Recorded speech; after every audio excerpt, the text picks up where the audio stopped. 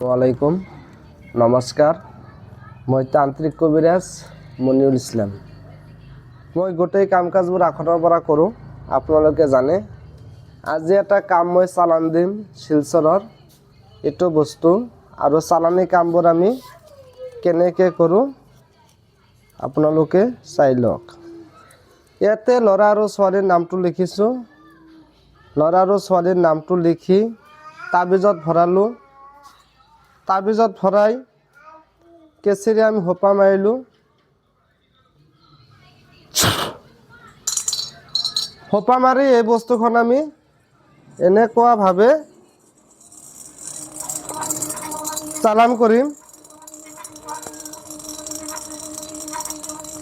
তো ৰাইজে যদি সেনেকুৱা কিবা অসুবিধাত আপোনালোকে ভুগি আছে, হয়তো আপোনাৰ ল'ৰা ছোৱালী ভাল পাইছে, এৰি গৈছে, গুচি গৈছে, আপোনালোকে মোৰ লগত যোগাযোগ কৰিব পাৰে।